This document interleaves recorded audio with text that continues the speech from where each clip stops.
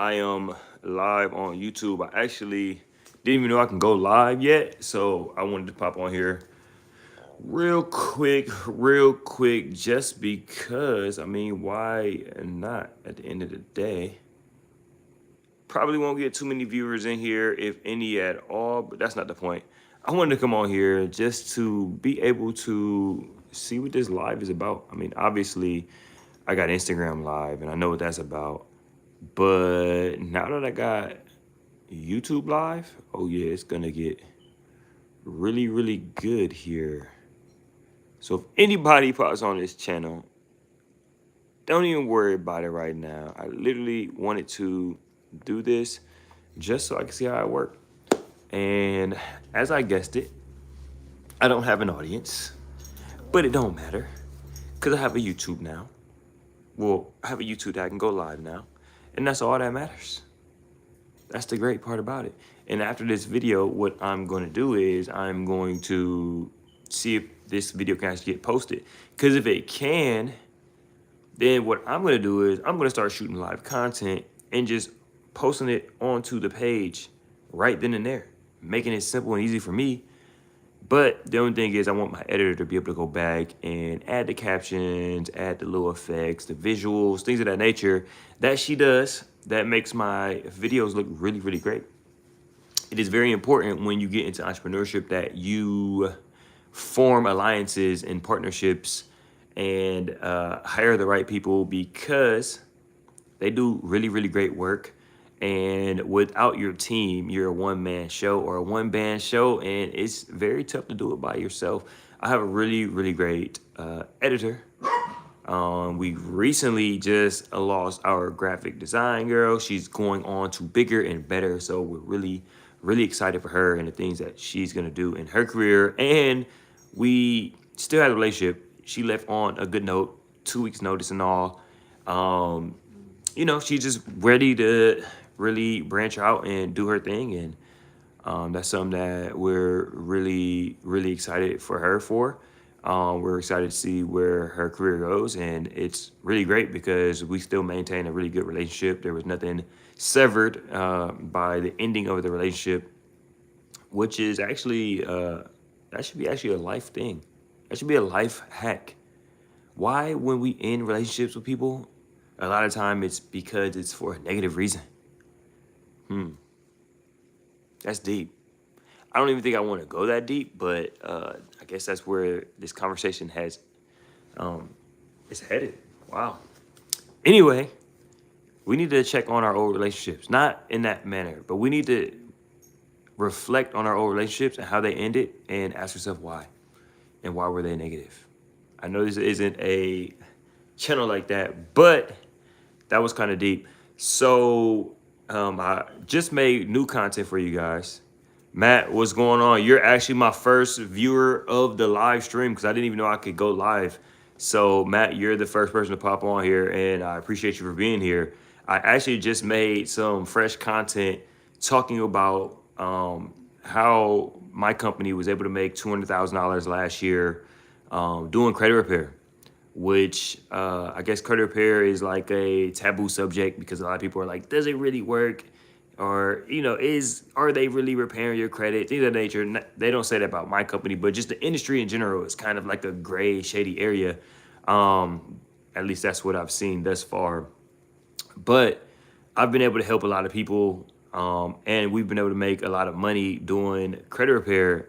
So what I was doing was I was creating new content for obviously my subscribers to be able to see, and then whoever else is out there to be able to see exactly kind of what we do in the credit repair process.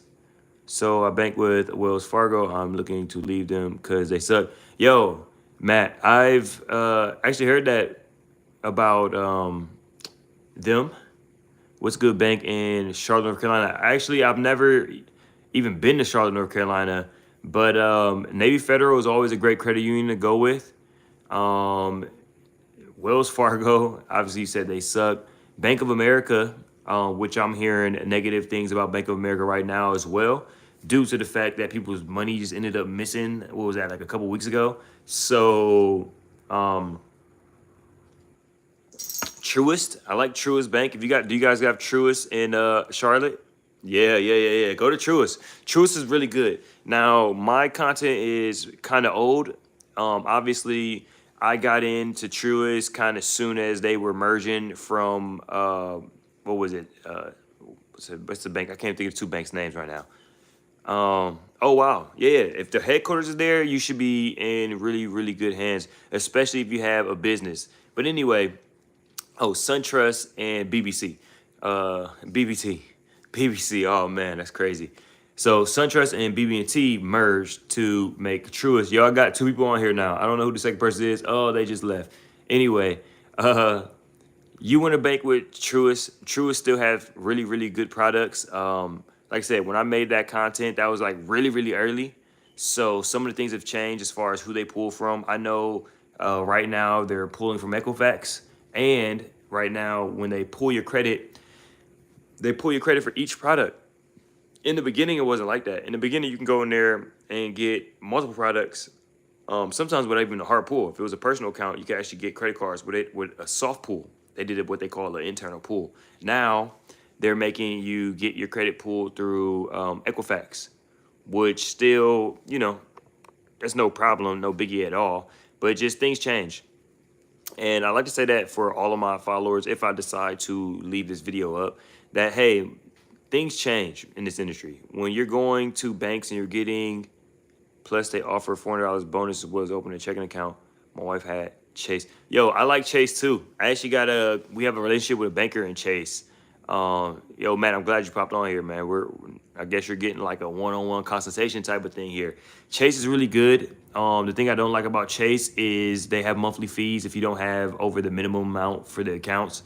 So if you're like I kind of open up and establish relationships with multiple banks, really as many as I can.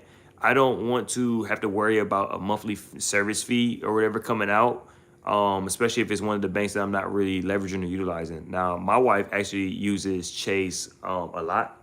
So she has the Chase account in her name for two businesses, and I believe she has a personal account, and she has some business credit cards and personal credit cards with Chase. I have a really good relationship with a banker that's based out of Texas. I'm not gonna say Houston, but somewhere in Texas. And he was able to help me and my clients to be able to get some high limit credit cards. I'm looking to rebuild my credit, and Truist, and Truist has a secured card. That's the only thing that's keeping me away from Chase. Okay, let me ask you this, Matt. What is going on with your credit? Where are you at in the rebuilding phase? Maybe even if you did a free credit consultation with us, even if you don't need a credit repair service, but then I will be able to get a really good idea of exactly where you're at in the credit building or repairing phase. If you're interested, let me see if I can leave a comment now. Let me see. Boom, top chat view. Boom, let me see. Okay, cool. So I don't think I can comment on my own video. But if you want to, go ahead and text the word credit to 614-762-9512. 614. Be able to hop on a call with my team. That way they can at least run you through a credit consultation. The only thing that we have you sign up for is a credit monitoring service. I believe it's a $1 trial for 8 days. After that, if you decide to keep it on, you're gonna pay $28 a month. If you don't want to keep it on, you just cancel it, and it'll only be that $1 charge to be able to see all three of your credit reports at one time. The reason why we like the credit monitoring service that we use, My Score IQ, Identity IQ, is one, we get paid from it. We're affiliates, so we like people to use that. Number two, it syncs directly to our credit repair service, which allows us to easily be able to dispute on our client's behalf. So they have to have that for us to be able to do our job. And then number three, it actually shows your FICO score on all three of the credit bureaus, which obviously that's what you need. We need the FICO scores, not the Vantage score like Credit Karma. We want to see what your actual banks and lenders will be seeing if they were to pull your credit report today. Give me a second. I seen you just said something. So you messed it up when you were 19, 20 years old. Uh, Me too. I have a few other things that are going to fall off. So those other things that you said are going to fall off by the end of the year, are those inquiries by chance? Yo, I got a second person in this live. This is my very first live for whoever the second person is. Go ahead and leave me a comment so I can just thank you by your name to be able to just show you some love, yo. So I didn't even know I can go live on here. So I guess I'll start adding in live. Me, I'm actually giving Matt, I guess, like a free consultation. We're going over his credit. I don't know if you can see the comments that he's leaving right now. He's asking me some questions, and we're just getting to it, man. We're having a good time on here, and yeah. So whoever the second person is, drop me a comment, just so I can help you out. If so, appreciate the like, whoever just did that. So things in collection, they're charge-off accounts. Yo, so the collection and charge-offs, the only way that they're gonna just fall off is if it's past the statute of limitations, which is usually around 7 years.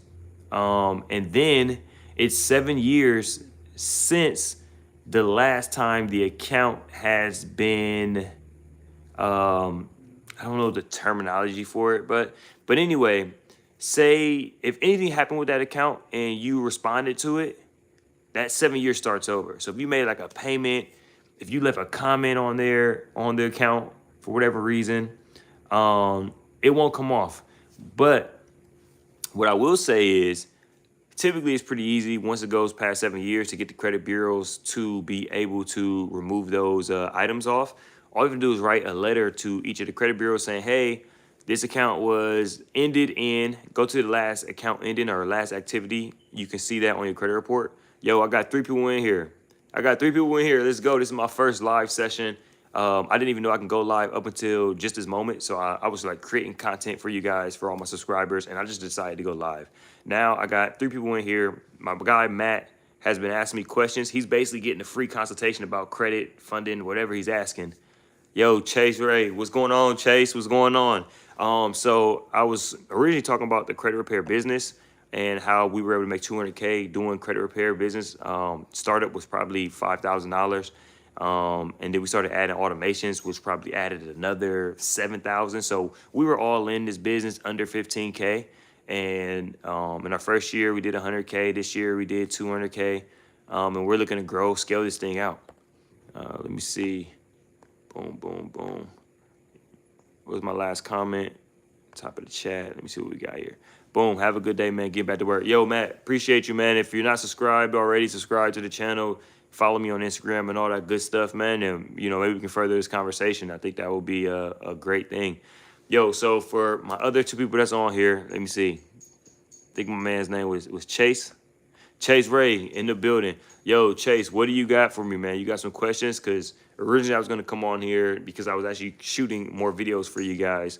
And I was talking about our credit repair business, how we were able to make 200K this year, or last year rather.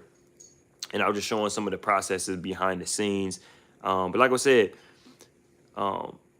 credit repair, getting into it is super low, like low bearing entry. Like you can literally get in there with Credit Repair Cloud, which is the software that you use to be able to house all your clients and your internal systems, and a payment processor. You want to be bonded. You want your company to be bonded, which costs a few $100. So realistically, you can get a credit repair company with $1,000 if that's how you want to start off your business. And then the next thing is just understanding the laws to be able to get things removed, the items removed off of your credit report, which takes a little bit of time of studying. Not that much time, obviously, because there's a lot of information that's out there just on YouTube and visual content where you can really consume the game as long as you're taking notes and, you know, just doing your due diligence. Like you can learn enough to start a credit repair company within 1 month, to be honest with you.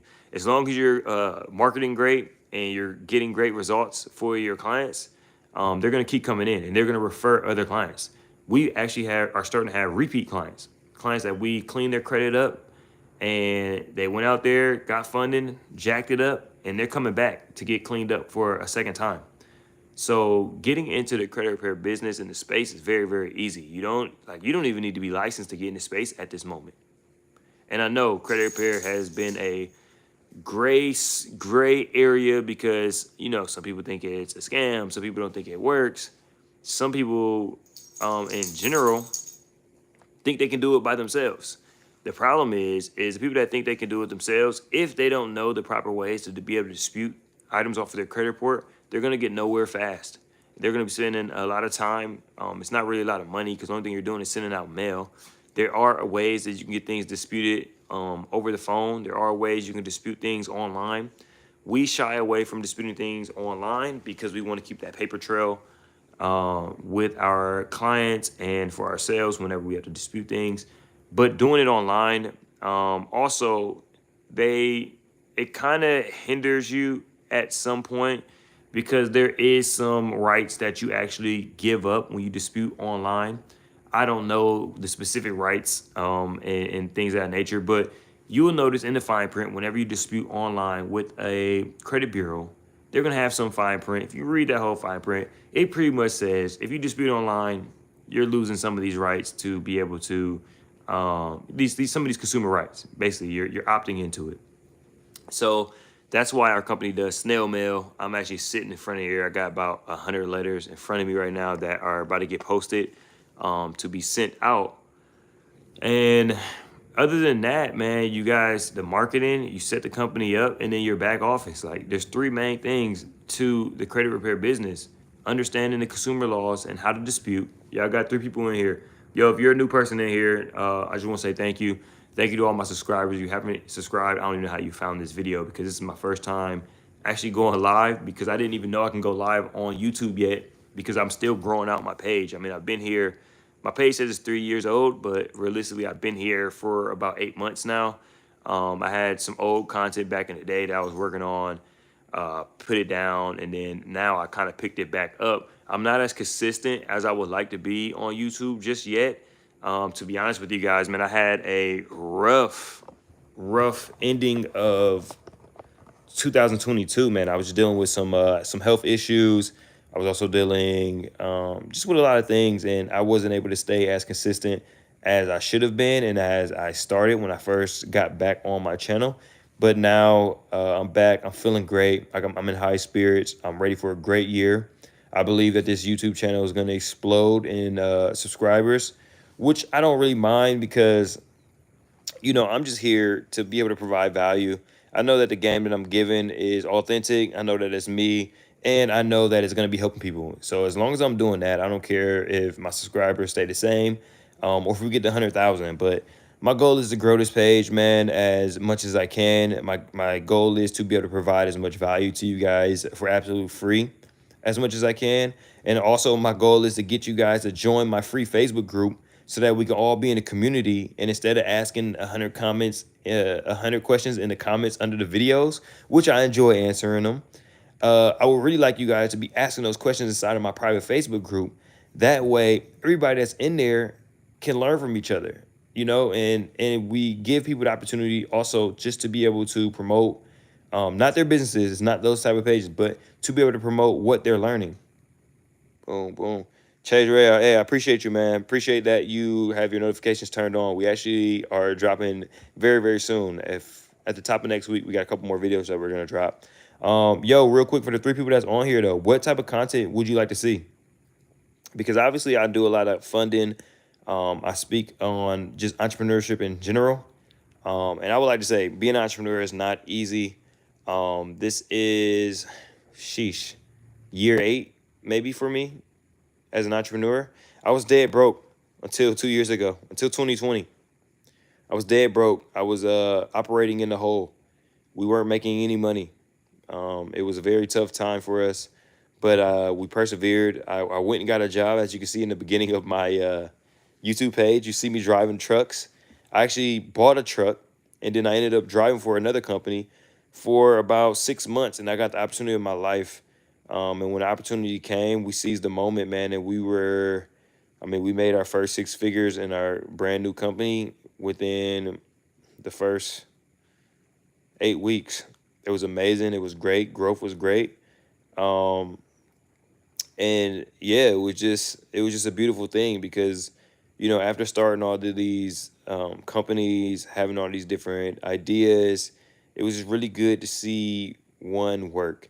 It's like playing basketball. I'm not sure if anybody here, yo, I got somebody on here. Yo, this is my first time going live, and it's pretty much like a free consultation to the people that's getting on here. They've been asking me questions. So if you want to ask me a question, whoever's on here, go ahead and ask me questions. Right now, I'm just going on about the story about how our entrepreneurship journey kind of took off. So I've been an entrepreneur since I was in college. I had a nonprofit called Heart of It All Fashion. We weren't profitable at all. It's funny that it was a nonprofit because we weren't profitable at all. We took out student loans to be able to start the organization. We did some really, really great things. You can actually still Google Heart of It All Fashion and we'll pop up right there on the SEO, just because of the amazing work that we were doing, but we weren't making any money. So that led us into a space where we were trying to build a company that didn't have a real true business model. And it drove us into a lot of debt, and it drove us into not really making any money at all. I didn't really start making money until 2020. 2020 was the first year that any of my companies actually turned profits, and actually gave us results that were like, oh, this is why we do this. So you got to think, I started the Heart of It All Fashion in 2014. I didn't make money until 2020. So that's already 6 years right there that I spent kind of turning my wheels backwards. But it was all good because everything that happened during the moments where my companies were failing and when we were losing, we were learning. And that kind of led us to the point where we are now. Obviously, the caption says that I made 200K. Videos on what to do with credit once you get it. Boom. I'm going to screenshot that for you. Yo, we're definitely going to, yeah, if you need plays and ways to make money and grow and leverage that credit, trust me, I got you. So back into my story. Man, we spent all that time trying to build out Heart of It All. And what happened was we ended up struggling. You know, Nadia got pregnant with our daughter. So it got to a point where she started going to work. She started working corporate America. I was still trying to build out Heart of It All Fashion. I was Ubering and I was just doing anything. I did graphic design. I was building out websites. I was starting companies for other people. Like I would do all the formation paperwork. So when I tell you guys, I literally started my entrepreneurship journey like on the ground. Like I'm OG gorilla. People just don't know who I am yet. And like I said, I don't really do this thing for clout or for fame or nothing. I like doing this to be able to share my experiences with people just like you who are interested in just learning what to do next, how to do it. Because I've been there. Like I said, I didn't make money until 2020. So I started my first company in 2014. Prior to starting my first company, I was in college promoting parties. That was my business. I was the campus party promoter. I made good money then for a college student, I guess. Not really great money, but good money for a college student to be able to eat McDonald's every day and drink at the bars. So what happened was, Nighty went work corporate. I'm still trying to figure some things out. I'm over here Ubering. I'm doing graphic design for $100 a logo, $200 a logo. I'm doing formation paperwork. I'm helping people with startup. And a guy that I met was in the trucking industry. And he was telling me how much money. He's like, yo, I'm clearing $5,000 a week in my truck, semi truck, driving a flatbed, whoop de whoop. So I'm like, man, I need to be making some money like that right now. So after I had that conversation with the guy, literally not even a week later, yo, I got two people in here. What's going on? It's your boy AC. And I'm glad you're here. Right now, I'm kind of answering a question for you guys. So if you got questions, drop them in the comments as I tell you guys my story of how my entrepreneurship journey went. For the person that's just hopping in here, I didn't make any money. I was broke entrepreneur for a majority of my entrepreneurship. I didn't start making money until 2022. I mean, 2022 till 2020. And we're just at the part where I'm going to tell you guys what happened. So what happened was my guy told me about trucking. He said he's clearing as an owner operator, meaning he owns a truck and he drives a truck. He's clearing $5,000 a week. I'm like, I'm dead broke. I'm trying to make this entrepreneurship thing work. How do I need to do this. So after I heard that conversation, 3 days later, I was in CDL school. I didn't know what I was doing. I ended up going to CDL school. It took me 3 weeks to get my CDL. I finished that. I got my CDL. I ended up driving for a company called A&R Logistics. If you go all the way down to my older videos, they're probably from 3 years ago. Because I started this YouTube channel, my name was Trucker Legend, which never was my name. Everybody always called me AC Legend.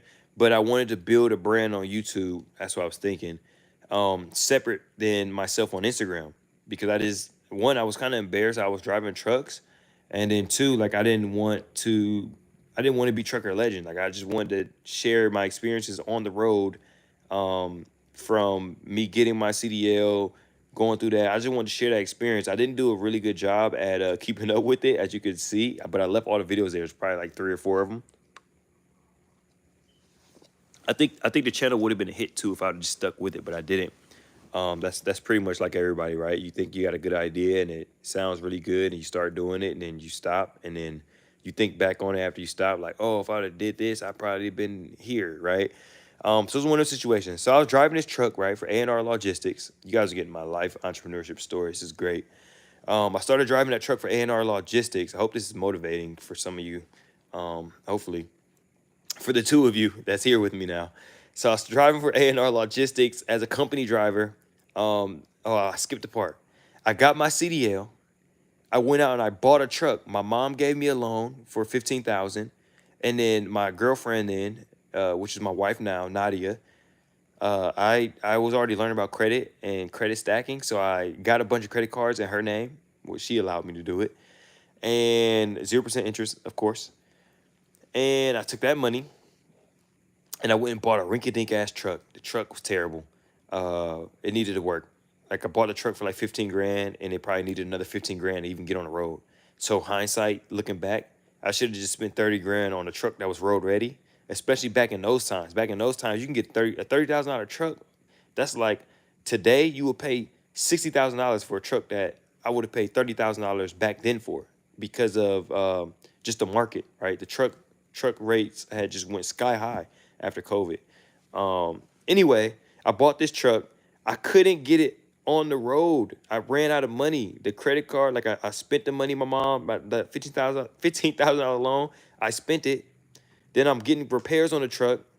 And I got to a point where Nadia was like, I'm not giving you no more credit cards to spend on this truck. Like, I'm not, which I understand. I mean, at that point, she's my girlfriend. I bought this truck thinking I'm about to get in here and start making money like next week, and that was just not the case. So after she cut me off on her credit limits, I still had the truck. I actually still own the truck to this day, I think. That's another story. But I ended up going and driving for A&R Logistics. So that's what you guys see on the old videos. I'm in that blue truck driving for A&R Logistics. I'm a company driver. I'm a company driver who already owns his own truck, but I don't know nothing about trucking. Literally, I had one conversation about a guy about making 5K a week, and I was like, I'm in. I needed to make something happen, right? So I'm driving for A&R Logistics for 6 months. And after that 6 months, one of my best friends from college called me. He was in logistics as well, but he was doing something totally different. He called me, said, yo, I got this opportunity. I need you to drive up to Toledo, Ohio. At that point, I'm living in Columbus, Ohio. Toledo is about 2 hours north. I need you to go to Toledo. Bring some people that can drive box trucks, small box trucks, 16-foot box trucks and cargo vans. And, I just need help hiring some people. So I went up there. The hub was a mess. It was actually a FedEx hub. I can say that now. The hub was a mess. And I instantly I knew. I said, "Yo, I can do more than just hire people." So I ended up working to negotiate a deal where I started managing the facility for my guy, managing his trucks inside of FedEx, and I was hiring people for him. Now the kicker was I was able to get paid for everybody that I hired. Everybody I hired, I got paid for every single day for whatever, each driver would make 200 bucks. I would get $25 per driver, something like that, right? And then I got paid for every route that I put on the road. Long story short, guys, I was a company driver for 6 months. I went up there. I took a leave from my job. I went up to Toledo, and I never came back. Literally, we was there for 3 months on assignment for my guy's company. I ended up making 6 figures in 8 weeks. So I ended up making 6 figures in 8 weeks, y'all. Like, changed my whole perspective, changed my whole life. I'm not even sure what my friend made, but obviously, if he could pay me 6 figures in 8 weeks, yeah, he made a lot of money. So I made my first 6 figures in 8 weeks. And over that time, I can't remember the exact number. I think we ended up doing like 270K in 3 months. 270K in 3 months. And that really kicked off where we're at now as full-time entrepreneurs. My wife, at that point, COVID was like pre-COVID, so it was starting off. She ended up getting laid off. Who cares? Because we were making good money now. She wasn't gonna go back to her job. I left that job. I didn't even tell them I left. I just never came back. I literally left my overnight stuff. Like I had, when you're driving on the road, over the road, in a trucking company, like you got a full closet, blankets, sheets, pillows, all of that inside of your truck. I didn't even go back for it. I mean, like I said, I was there on assignment for 3 months. So by the time I got back and I tried to check the truck, 3 months later, they already emptied out the truck. Somebody knew somebody else stuff was in there. At that point, I'm just like, yeah, my stuff is gone. But it was all good. Once that happened, the contract had eventually ended.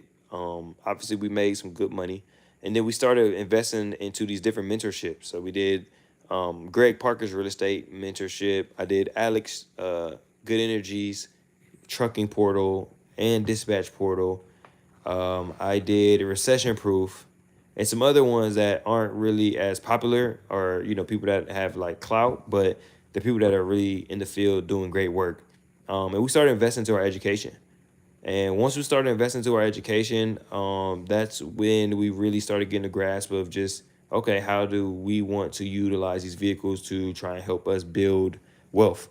One of them was starting up the Company Connect. Company Connect has been really good. Like I said, we did 6 figures our first year.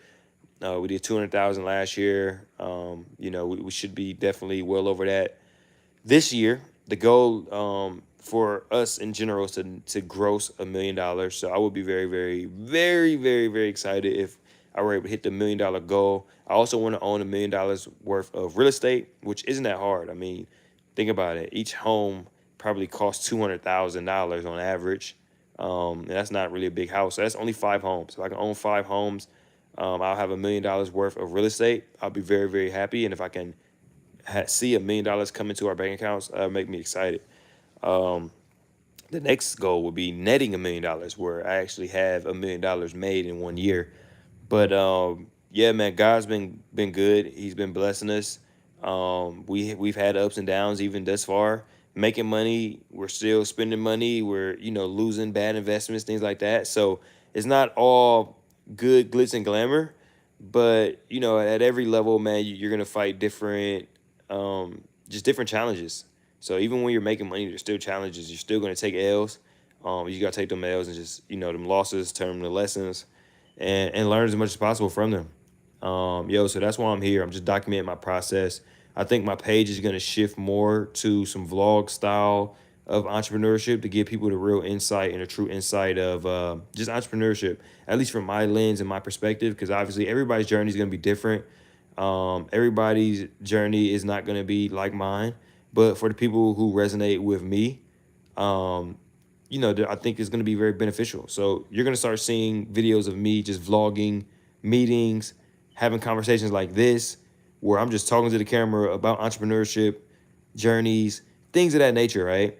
But then I'm also going to give you guys the value stuff, the stuff I know people want to see: how to get $100,000, how to make $200,000, how to clean your credit report, right? I'm still going to do all those, but I wanted to at least allow you guys to be able to understand me as an entrepreneur, what I'm going for, some of my goals, and then hopefully I'll start building a relationship with you guys. Like I said, get into that Facebook group, because I'm always looking for partners. I'm always looking to for new ideas, for new investments. I have people who have money that's looking to invest into the different ideas now. I want to get into franchising. Like, I want to be able to diversify my portfolio. Obviously, I want to lock in and focus on what's in front of me now, to be able to grow that out. And then once I get a good grasp of that, then we'll be able to really, really diversify. But right now, man, we're doing this credit repair. Obviously, I'm jumping into the real estate game because I just have to. Majority of the millionaires out there today built their wealth through real estate. So we got to get into that real estate game, however possible. Obviously, I have an Airbnb. that you guys seen on my channel. I don't speak about it much. We're shutting that thing down this month. End of the month, Airbnb's getting shut down. Here's the reason why. We're in Atlanta, Georgia. The market is terrible. It was great, but what happens is people start talking about Airbnb. Not everybody has an Airbnb. It waters down the prices. Why? Because the demand of people staying in Airbnbs is consistent, but now you have so much more competition. So the price have to naturally drop because there's so many more listings. That's one reason. Two, the complex that we were doing our Airbnb out of, we were doing Airbnb arbitrage, meaning we were renting an apartment and Airbnb it out. The apartment, they partnered with Airbnb, and they had a nerve to say, hey, you can continue doing Airbnb, but we want 25% of the cut. And that just did not sit well. That ate up literally every margin that we could have. So we've been losing money on the Airbnb, one, because it's slow season, and then two, like I said, they're taking 25% of everything that we make. Like, there's just no room to make no money, at least at that unit. I think there's still a great opportunity if you have larger Airbnbs to do like the parties and the hosting. I also think there's a great opportunity if you have a very, very cool spot. Like, you deck that joint out, you make it a theme base. Like, imagine a Nickelodeon Airbnb, you know what I'm saying? Or a Disney World Airbnb, or a studio Airbnb where people can go in there and record, and music everywhere, and things like that. Like, I think there's a good opportunity for specific niche spaces, and I wouldn't even think that Airbnb would probably be the best place to list it. There's other apps out there that and platforms you can utilize for that type of business model, but Airbnb's trash, y'all. I'm gonna say it here. It's trash. It was a really good thing, at least in Atlanta. I'm not gonna say everywhere. But doing like renting out an apartment and trying to Airbnb and out is just not a good idea right now. In my experience, like I said, people have different experiences. I'm sure there's somebody gonna be selling you Airbnb, of course, telling me to shut the hell up and that I'm wrong and that I don't know what I'm talking about. But trust me, guys, there's too many listings. There's not enough people. The hotels are back, and the hotels are getting cheaper. Airbnb fees are getting higher. People know what they're getting with the hotels, right? Brand recognition. Every Marriott, Courtyard Marriott you go into, no matter around the country, they pretty much look all the same. People like that. People like booking places that are safe. Airbnb is not safe anymore. So, yo, I've been on for, 38 minutes. I'm about to pop off of here. Join my Facebook group. It's in the link in my bio. It's in the link and description of every one of my videos. If you want me to keep this up, go ahead and leave me a comment and be like, yo, you need to go live at least once a week. And if I do so, you guys better invite more people out here, because right now I got 2 people. I had 1 person on here. I think at max I had 3. So I'm going to be doing this live, giving you guys game like this for 40 minutes. I just need a bigger audience. And like I said, I'm not even in it for the audience. I'm really in it to give you guys value. But I also, it's encouraging. When I see my page grow, my channel grow, and my subscribers grow, it's encouraging to me. I remember when I first started this channel, I only had a few hundred subscribers. Now I'm at 1,500. So I see the growth. I appreciate the growth. I appreciate where I'm at right now, to be honest with you. But, yo, I'm getting off here because I'm just rambling now. It's your boy AC Legend. Peace.